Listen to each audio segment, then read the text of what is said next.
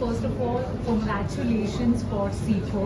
आजकल टेलीविजन पे बहुत फ्यू कंटेंट होते हैं जिनसे एक्चुअल में लोग सीख सकते हैं, इंस्पायर हो सकते हैं। तो सबसे पहले जानना चाहती कि किस तरह से आप दोनों को अप्रोच किया गया, एक साथ ही अप्रोच किया या पहले परिधि फिर आप, तो कुछ भी जो आप बता सकें। आई थिंक सबसे पहले मेरी बात हुई थी इस कॉन्सेप्ट को लेके। तो जब क्रिएटिव टीम मुझे मिली and when I met producer they said कि एक ऐसा शो है, तो मैंने कहा एक ऐसा शो है तो इसके लिए तो मुझे खुद को भी बहुत तैयारी करनी पड़ेगी। And then they were searching for the female anchor also. तो मुझे लगा कि मैंने पूछा कि मैंने कहा इसमें कौन होगा female anchor.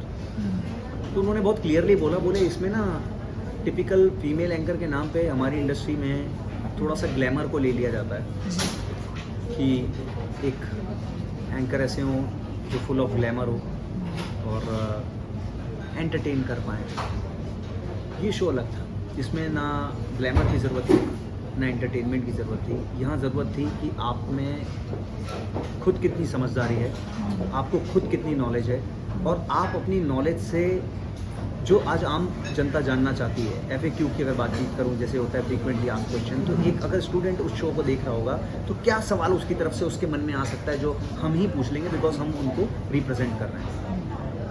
So I pitch few names and somehow I knew this that कि इस चीज़ में परिधि बहुत अच्छा करेगी बिकॉज परिधि का करंट अफेयर्स को लेके, पॉलिटिक्स को लेके, यू नो नई नई पॉलिसीज़ को लेके एक जनरल अवेयरनेस है।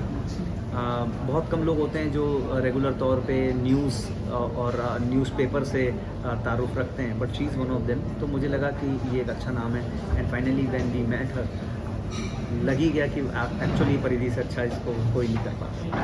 परिधि, आप बताइए जब आपको ये ऑफर आया, what was your first reaction? Was it an instant yes but और you took some time before saying yes? No, it was an instant yes first because it came from Anirudh and I had full faith in his choice क्योंकि अगर कोई चीज़ अनिरुद्ध कर रहा है तो वो चीज़ बेहतरीन ही होगी।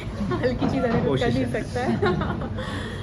और दूसरा when I heard the concept I was like completely in it क्योंकि मेरा पर्सनल भी मानना है, बहुत कन्विक्शन इस तरह के थॉट, इस तरह की सोच से जो नॉलेज ओरिएंटेड हो, जो यू नो कहीं ना कहीं पूरे देश का एक मोटिव है इसके अंदर कि आप आज हमारी जो यूथ है उसको कैसे हम बेटर इंफॉर्मेशन, नॉलेज, इंसाइट्स दे सकते हैं।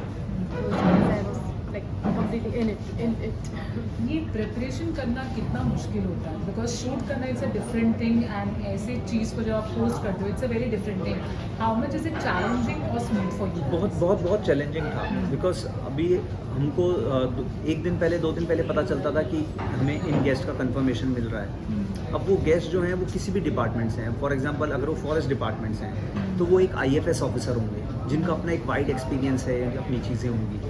अब ऐसे ऑफिसर के आगे अगर आप बैठ रहे हैं तो आपको पता होना चाहिए कि एग्रीकल्चर से रिलेटेड, वाइल्ड लाइफ से रिलेटेड, यू नो वेजिटेशन से रिलेटेड और बाकी जो फॉरेस्ट डिपार्टमेंट है उससे रिलेटेड क्या क्या चीज़ें हैं। तो हमें खुद को उस बारे में जानना पड़ेगा, तभी तो हम लोग क्वेश्चन पूछ पाएंगे कि अगर UPSC क्रैक करके आपको IFS ऑफिसर बनना है तो कैसे बनना है, आपको क्या क्या चैलेंजेस होते हैं, वाइल्ड लाइफ को आप कैसे करते हो, एनवायरनमेंट को आप कैसे कंट्रोल करते हो। ये सारी चीज़ें हर किसी की बस की बात नहीं है। हमें भी अपने आप को बहुत पढ़ना पड़ा और एनरिच करना पड़ा और उसके बाद हमने इस तरीके के शो को आगे लेके गए। इनफैक्ट मेरा पर्सनल एक्सपीरियंस तो जब मैं जोधा के लिए सिलेक्ट हुई थी और जब मेरा इंटरव्यू शुरू हुआ था, एक्चुअली मैं उस समय बहुत पढ़ाई वाली बैकग्राउंड से आई थी, तो मैंने ना जोधा के लिए बहुत हिस्ट्री की बुक्स पढ़ी थी और मुझे लगा था इंटरव्यू जब होगा तो न जाने कौन सा क्वेश्चन पूछ लेंगे, तो अकबरनामा में पढ़ रही हूँ।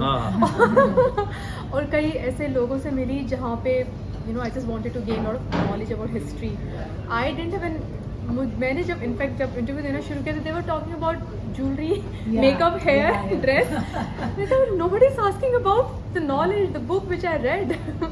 तो thankfully इस शो के ज़रिए वो जो मेरा एक रुझान था नेचुरली कि यू नो नॉलेज को गेन करना, उसको और एक्सप्लोर करना, और वो मुझे भरपूर जीने का मौका मिला। और पर्सनली भी हम लोगों ने बहुत रिसर्च भी किया, बहुत मतलब था कि अगर किसी प्रोफेशन के जो भी व्यक्ति आ रहे हैं हम उनसे डिटेल में क्वेश्चन पूछ सकें, उसके लिए हमारी अपनी तैयारी भी अच्छी खासी होनी चाहिए।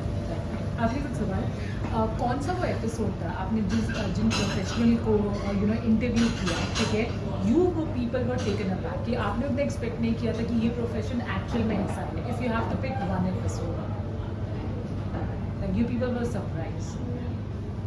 मेरे ख्याल से देखिए वो तो यही है ना कि मैं अगर सिर्फ एक चार्टेड अकाउंटेंट वाले एपिसोड की बातचीत करूं तो उसमें मुझे ये समझ में आता है कि हम लोग क्या करते हैं कि भाई बैंक में बुक्स में रिकॉर्ड्स ये सारी चीज़ें हैं, बट एक चार्टेड अकाउंटेंट की क्या क्या रिस्पॉन्सिबिलिटीज़ होती हैं, उसके ऊपर कितना प्रेशर होता है, वो कितनी तैयारी करते हैं, उसको भी अपने आप को अपडेटेड रखना पड़ता है कि जीएसटी में, इनकम टैक्स में अब ये नया टैक्सेशन स्लैब आया है, अब ये नई चीज़ें आई हैं, अभी नई पॉलिसीज़ आई हैं। तो पढ़ना लिखना अगर वो एक अच्छे, जबकि हमारे शो में जो आए थे उनकी ऑल इंडिया रैंक 1 थी, टॉप किया था उन्होंने सीए में, बट वो कह रहे थे मैं आज भी पढ़ रहा हूँ, मेरे पास इतना बड़ा क्लाइंटेज है, मैं आज भी पढ़ता हूँ और अपने आप को अपग्रेडेड रखता हूँ। तो फिर मैंने सोच लिया कि अगर मुझे एक्टिंग भी करनी है ना तो मुझे अपने आप को अपग्रेडेड रखना पड़ेगा, अपने क्राफ्ट को। ये नहीं कि हाँ मुझे एक्टिंग आती है मैं करने आ गया मुंबई, नहीं, मुझे उसको और बारीकी के साथ मुझे अपने क्राफ्ट पे काम करना है, वो मैंने उनसे सीखा। Like there are many episodes जहाँ पे बहुत सारी लर्निंग मिली है, और इमोशनली भी बहुत सारे एपिसोड्स हैं जिसने एकदम दिल को दहला दिया, जो आर्मी वाले एपिसोड्स थे। बट अगर मैं नॉलेज की बात करूँ या एक अलग तरीके का एक्सपीरियंस, तो वो एग्रीकल्चर वाला जो एपिसोड था, जहाँ पर चूँकि हमें पता है कि 70% हमारी जो इंडिया की पॉपुलेशन है वो एग्रीकल्चर, वो गाँवों से बिलोंग करती है, और ये कितना बड़ा सेक्टर है। आने वाले कुछ सालों में एग्रीकल्चर अपने आप में बहुत बड़ी इंडस्ट्री होगी, और हमारी जो स्मॉल सेक्टर इंडस्ट्री है, मुझे लगता है हम सभी जानते हैं कि हमारा डेमोग्राफिक डिविडेंड है, यूथ बहुत ज़्यादा है हमारी कंट्री में, बट इनके पास जॉब अपॉर्चुनिटीज़ कितनी है, और उसके लिए जो मैन्युफैक्चरिंग सेक्टर से ही हम ज़्यादा से ज़्यादा जॉब प्रोवाइड कर सकते हैं। तो इस तरह की जो इन्फॉर्मेशन मिली कि कैसे पूरी तरह एक नया इंडिया का जो एक स्वरूप हम सोचते हैं वो कैसे बन पाएगा, उसको वहाँ तक हम कैसे पहुँच पाएंगे, वो ये इंडस्ट्री है। सर्विस सेक्टर अपना काम कर रही है, पर I think agriculture manufacturing sector का बहुत बड़ा रोल आने वाला है। और अब यंगस्टर्स, वो एक दौर था ना कि अब्रॉड जाना है और हमें फैंसी जॉब करना है, अब एक्चुअली वापस रूट से जुड़ने का समय आ गया है, क्योंकि इंडिया इतना प्रोमिनेंट हो रहा है। क्या बात कही। और इस तरह के सेक्टर से जब इंटरेक्शन हुआ और ये जो नया इंसाइट मिला, it was very exciting. Okay, आखिरी सवाल, Aniruddh, we all know life has given you a second chance.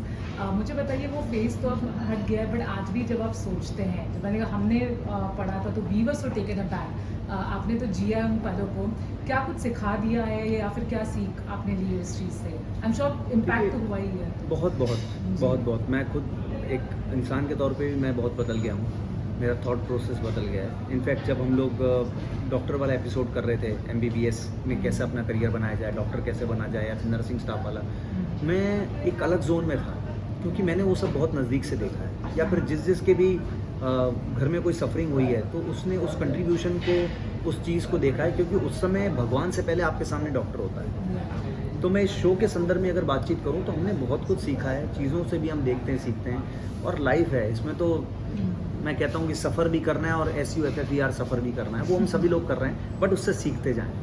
तो बहुत सीख मिली है, और ऑलमाइटी इज़ ग्रेट।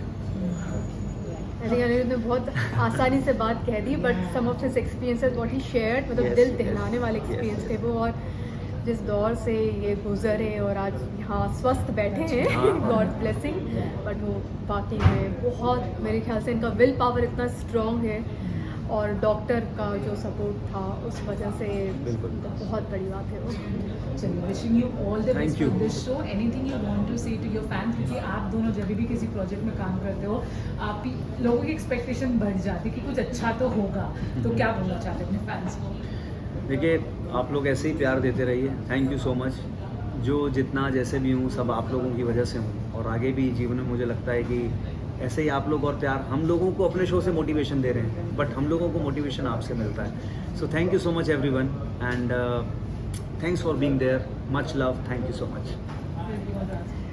या like I am also always very grateful to all the fans and viewers जो हमेशा अप्रिशिएट करते हैं। और इस बार एक अलग तरीके से आप हमें देखेंगे, जो आप कई बार बोलते हैं परिधि कैसी है रियल लाइफ में, अनिरुद्ध कैसे है रियल लाइफ में, तो उसकी झलक आपको Yes, मिलेगी yes, कि yes, yes.